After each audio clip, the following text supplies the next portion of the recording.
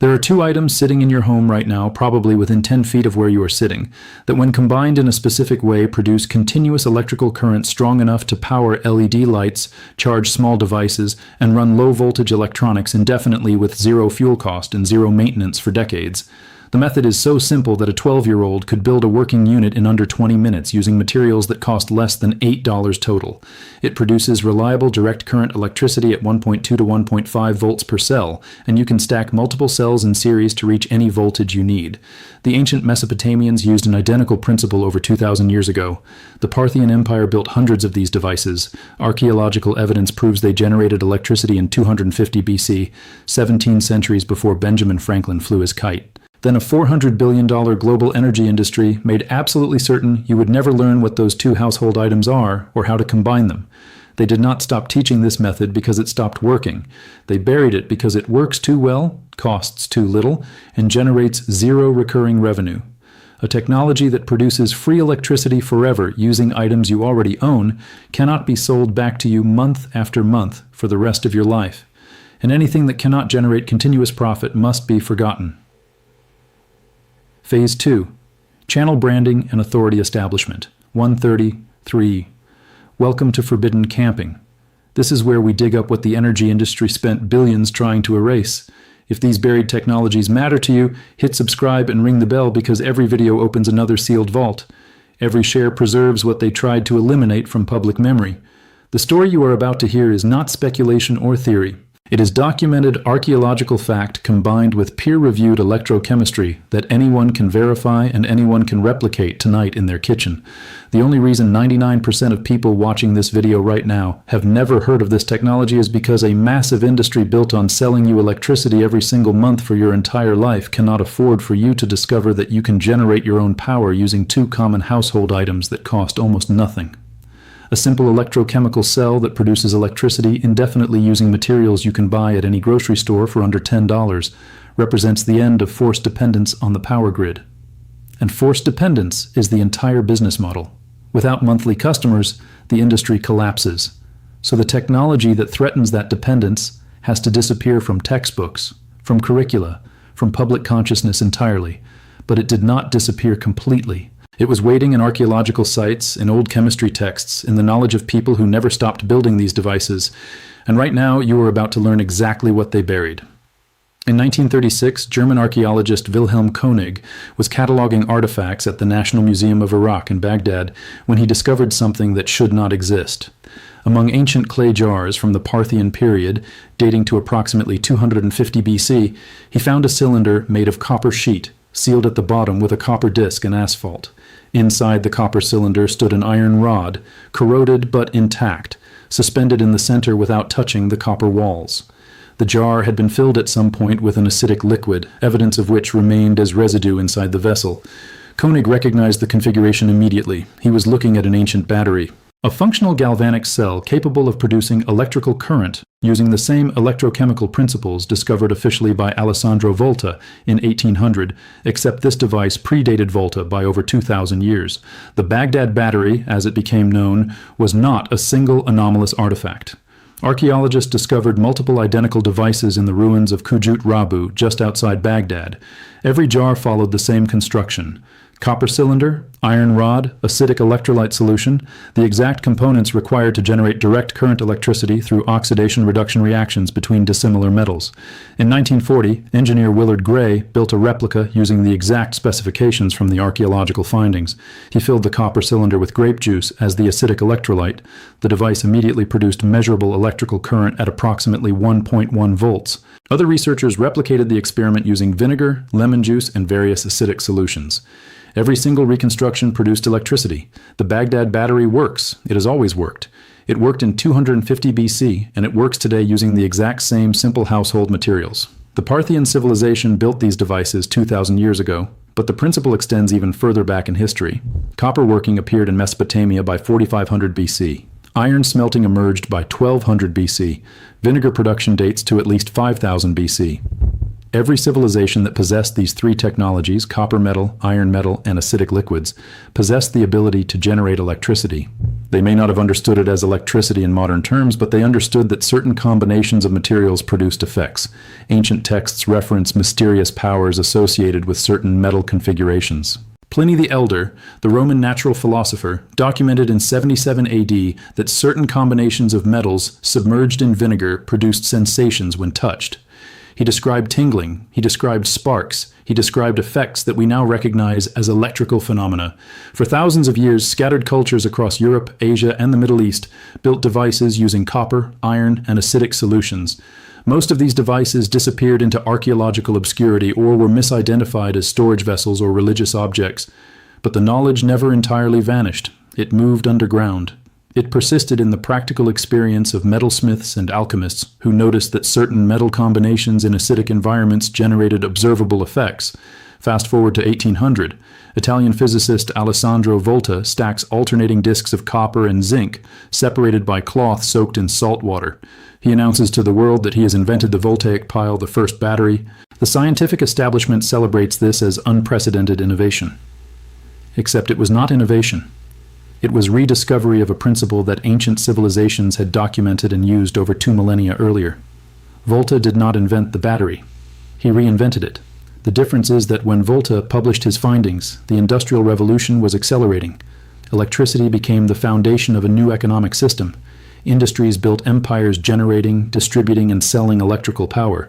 And once those empires formed, any simple technology that allowed individuals to generate their own electricity using household items became an existential threat to the entire business model.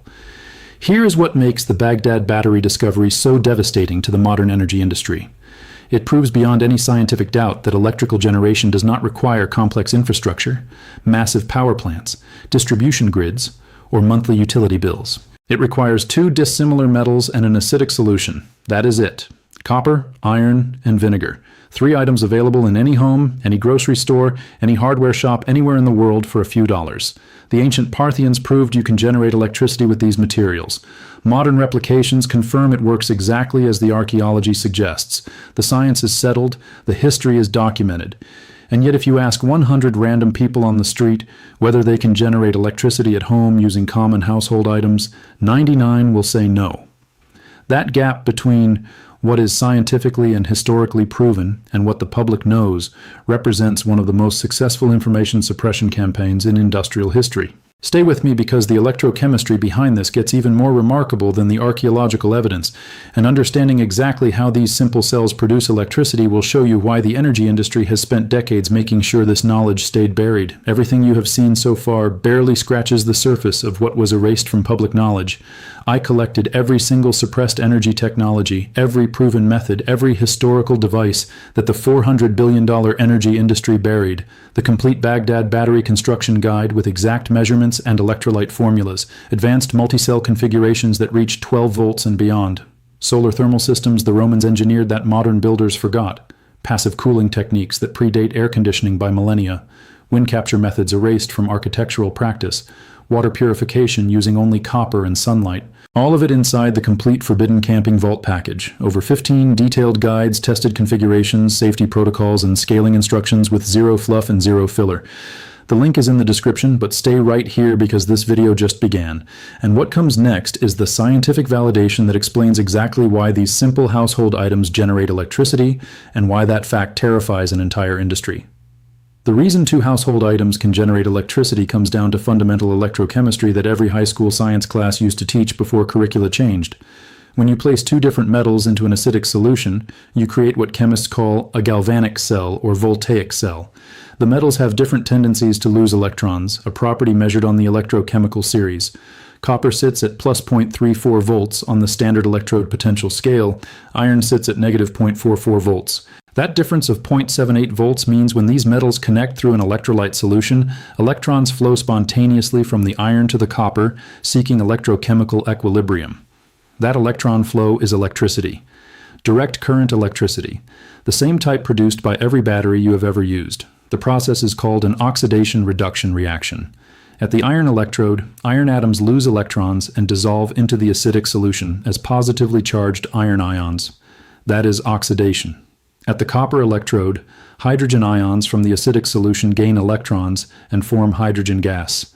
That is reduction. The electrons released by the iron travel through an external wire to reach the copper, and that movement of electrons through the wire is electrical current that can power devices, light bulbs, charge batteries, or run any low-voltage electronics. The reaction continues as long as iron remains to oxidize and acidic electrolyte remains to facilitate the reaction.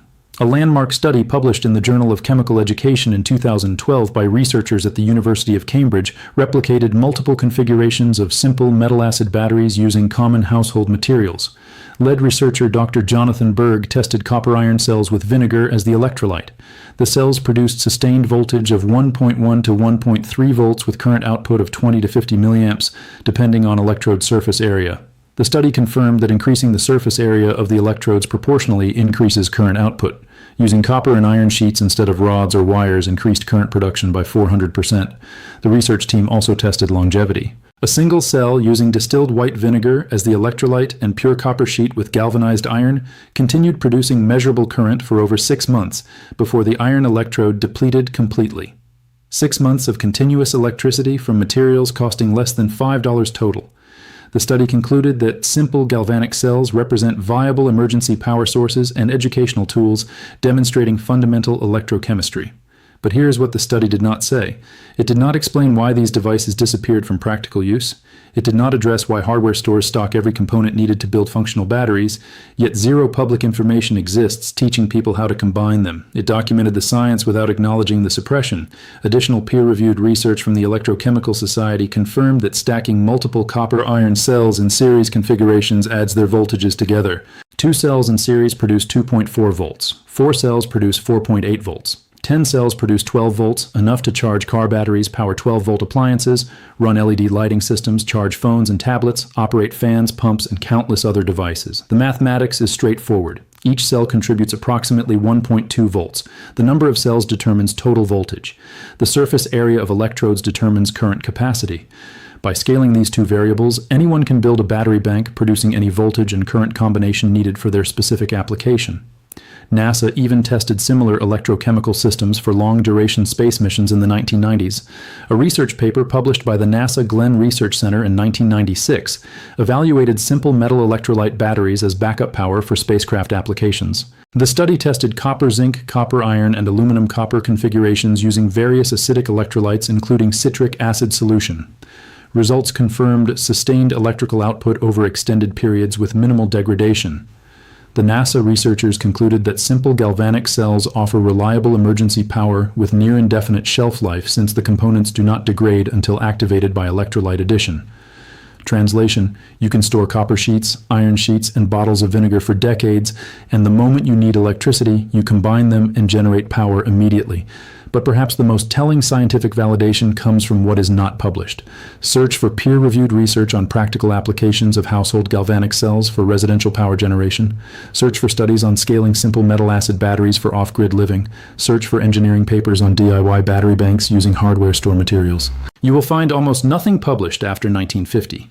Research exists on exotic battery chemistries using rare earth metals and toxic compounds.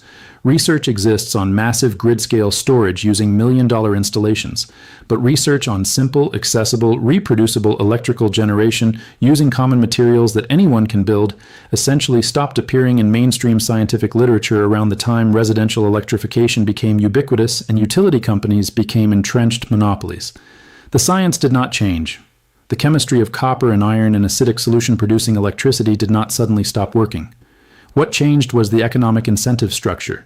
Scientists pursue research funding. Research funding comes from institutions, corporations, and governments with financial interests, and the financial interest of the energy sector is not empowering individuals to generate their own electricity for free. It is ensuring they remain dependent on purchased power.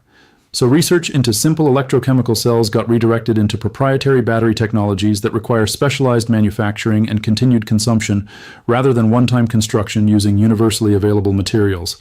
Here is the part that should genuinely concern anyone paying attention.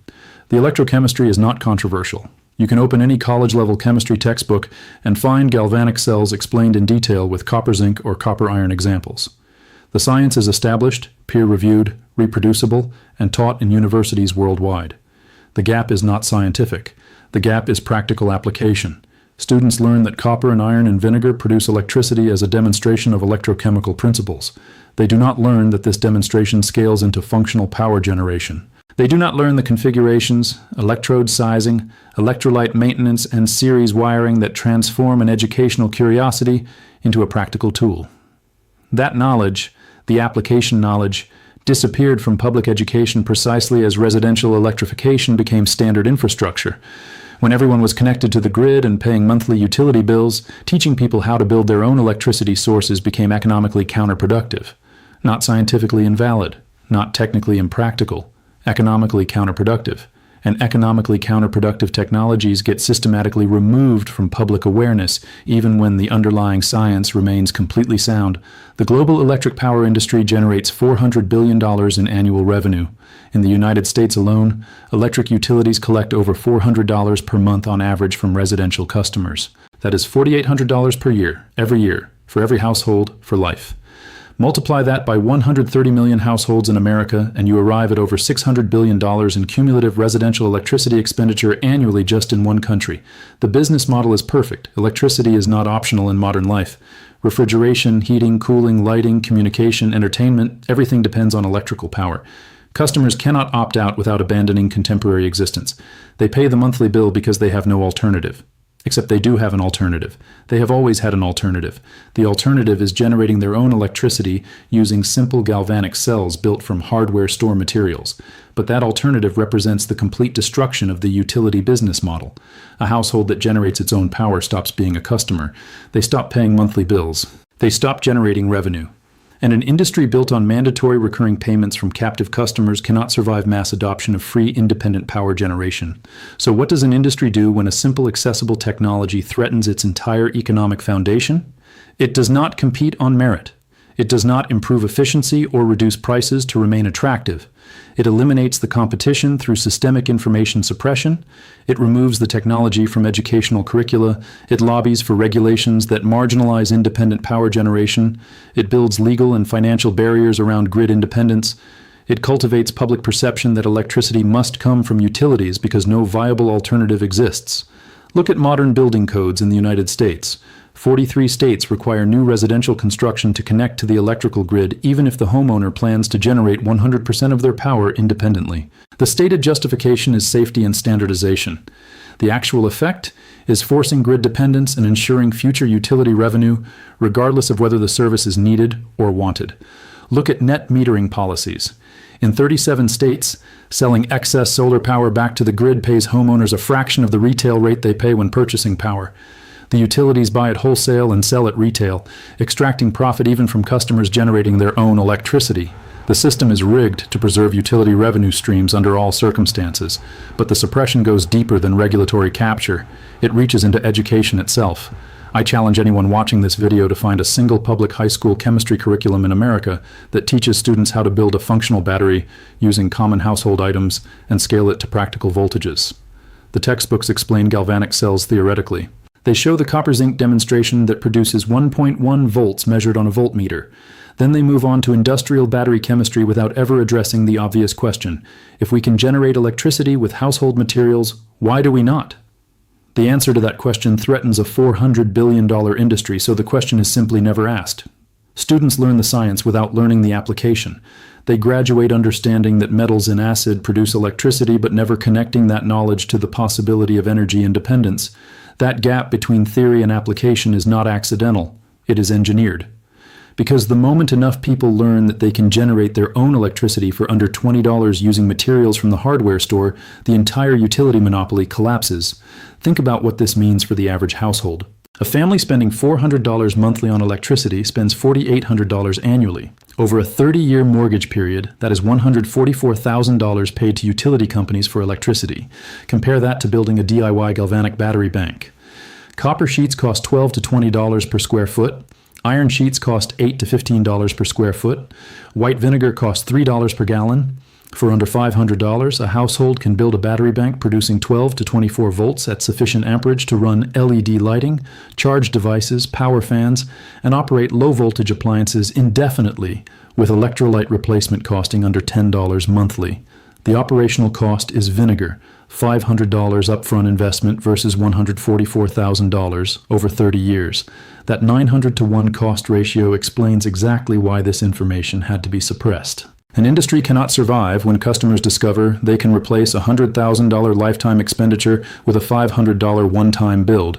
So the information disappears, the knowledge gets buried, and generations grow up believing that electricity must be purchased rather than generated independently using materials already in their homes. If you have made it this far, you already know more about independent electrical generation than 99% of people alive today. You know the archaeological evidence proving ancient civilizations generated electricity 2,000 years ago.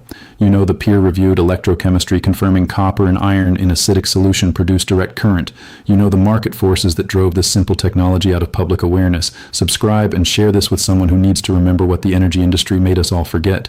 Everything they buried, all the configurations, all the safety protocols, all the scaling guides, is inside the complete vault. The link is in the description.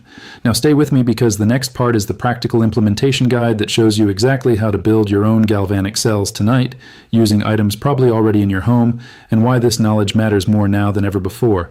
Building a functional galvanic cell that produces electricity requires 3 components, 2 dissimilar metals and an acidic electrolyte solution. The simplest and most cost-effective configuration uses copper and iron submerged in white vinegar. Here's exactly what you need and exactly how to build it. Go to any hardware store and purchase copper flashing. This is thin copper sheet sold in rolls typically 12 inches wide and 10 to 20 feet long. The price runs $12 to $18 per roll. You need approximately 4 square feet of copper for a basic 4-cell battery producing 5 volts. Next, purchase galvanized steel sheet or ungalvanized iron sheet.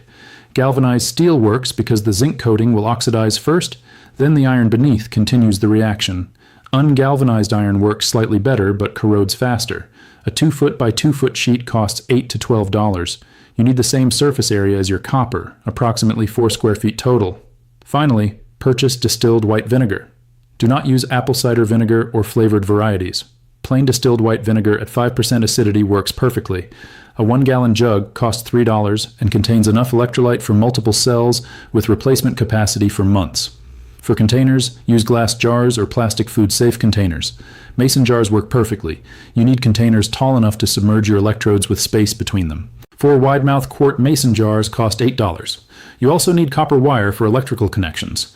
18-gauge or 20-gauge solid copper wire from the electrical section.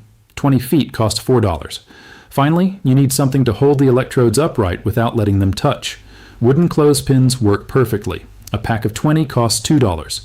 Total material cost: copper flashing $18, iron sheet $12, vinegar $3, mason jars $8, copper wire $4, clothespins $2. $47 for materials to build a 4-cell battery producing 5 volts at 20 to 30 milliamps continuous current, enough to power LED lights, trickle charge small batteries, or run ultra-low power electronics indefinitely. Now here is how to construct the cells. Cut your copper flashing into rectangles approximately 4 inches wide and 6 inches tall. Cut your iron sheet into identical 4x6 rectangles. You need 2 rectangles of each metal per cell, so for 4 cells you need 8 copper rectangles and 8 iron rectangles. Use metal shears or heavy-duty scissors. The edges will be sharp, so file them smooth or wear gloves. Take 1 copper rectangle and 1 iron rectangle. Do not let them touch each other. Attach a length of copper wire to the top of each rectangle. For the copper electrode, you can solder the wire or simply wrap it tightly and crimp it. For the iron electrode, drill a small hole near the top and thread the wire through, then twist it secure. The key is making solid electrical contact between the wire and the metal. Repeat this process for all electrodes until you have 8 copper electrodes with wire leads and 8 iron electrodes with wire leads. Now assemble the cells. Take a mason jar and fill it 3/4 full with white vinegar. Take 1 copper electrode and 1 iron electrode. Use clothespins to clamp each electrode to opposite sides of the jar rim, suspending them into the vinegar without touching each other or the jar bottom. The electrodes should be parallel, separated by approximately 2 inches, fully submerged in vinegar. The moment both electrodes enter the electrolyte, the galvanic reaction begins and electricity starts flowing.